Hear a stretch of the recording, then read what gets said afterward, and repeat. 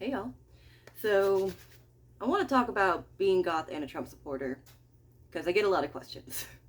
Also, today I tried a little different hairstyle. Kind of feel like a strawberry switchblade. So, obviously, the first thing I get called is a poser, which, oh no, I never heard that before. Like, obviously, the first thing, like, I don't dye my hair black. It just doesn't look good on me. I want to color my hair again. I was kind of thinking about doing like an e-girl hairstyle, just a little bit. Maybe like a little something on the bangs, or probably gonna do an underside because I've already done that once before and I liked it. But I love the whole justification that goth is political because, well, goth is an offshoot of punk, and punk is political. It's like, okay, and orcas are related to wolves, but they're not the same fucking thing. Sorry. Now, what are the fucking politics of goth? Seriously. Sorry, I'm looking down. I have my notepad. But I mean, generally outside of just nonconformist and anti-establishment, what are the fucking politics of goth? What, is it inherently left-wing? Is it inherently right-wing? I don't fucking know. I never heard any of that shit before. Because I know punk is very much, anti-establishment, tear it all down, da-da-da-da-da. But I think they've had all different kinds of political, like, wasn't Gigi Allen a Nazi? I don't know. I'm not really into punk. I mean, the Misfits is about as close as I get. But oh, let's see, it's on my list. So, especially when it comes to, like, being called out for being a Trump supporter, it's like, oh, you're a poser, you're a pick-me, da-da-da-da-da. It's like, okay, first things first. They're actually gonna pick me, though. And I've already been picked. So that's a fuck you. Just go ahead and co-parter. What's your relationship with your father, by the way? And I love it's incompatible. You cannot be a Trump supporter and right-wing and goth and da-da-da. It's like, okay, tell me why. Please. Because I know the whole, like, yeah, punk anti-establishment, but just please explain why. Because I've never gotten a really good fucking answer.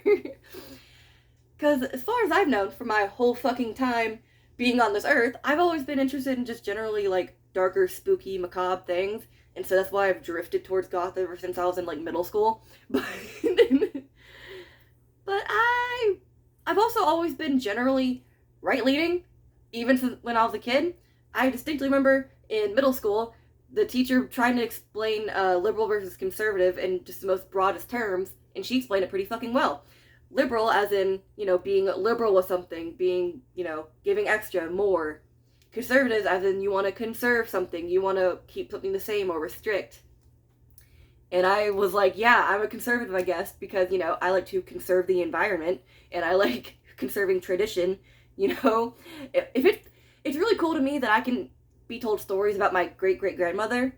Who else can get that? Just saying. So that's why I've always been super into just, I don't know, generally right-wing, generally spooky gothic.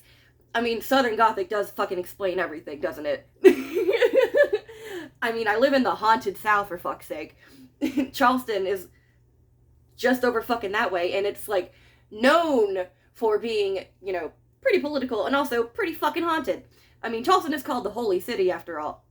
My boots bounced. It's called the Holy City because of the religious tolerance that was there during this colonial era. And, like, all the church spires. Okay, dude, whatever. I'm rambling. But just what the fuck? I don't get it. Especially because there's so many different flavors of goth. Like, punk always seems like just one solid thing to me. It's just rebellious. It's punk. It's, kind of.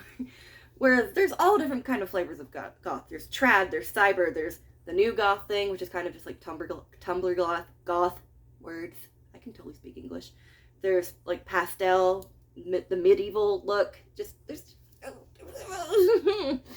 Please tell me, what does the rivet head have in common with the fairy goth? The fact that they both have this general dark aesthetic to their fashion? They probably don't have the same fucking politics, now do they? No. funniest part. If you're gonna define goth as like nonconformist, anti-establishment, especially if it's based on punk, Trump is anti-establishment. You know, he's not a politician. He was a businessman. And when he was president, he came in like a fucking wrecking ball and was like, fuck you, I'm doing this, fuck you, I'm doing that.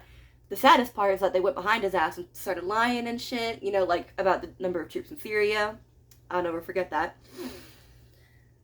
But yeah, as far as I'm aware, goth is just about the fashion and the music. You know, I will listen to Clan of Zymox and Joy Division in my goddamn Trump t-shirt and my Trump hat if I fucking want to, and no one's gonna tell me otherwise. It's like, yeah, I can name the goth bands. I can tell you who Peter Murphy is. Go ahead and call me a poser. It's not gonna hurt my feelings. You can just keep on coping. Because I'm still gonna be right wing. I'm still gonna be a Trump supporter, and I'm still gonna dress like this and listen to the music that I like. So, fuck yourself. Bye-bye.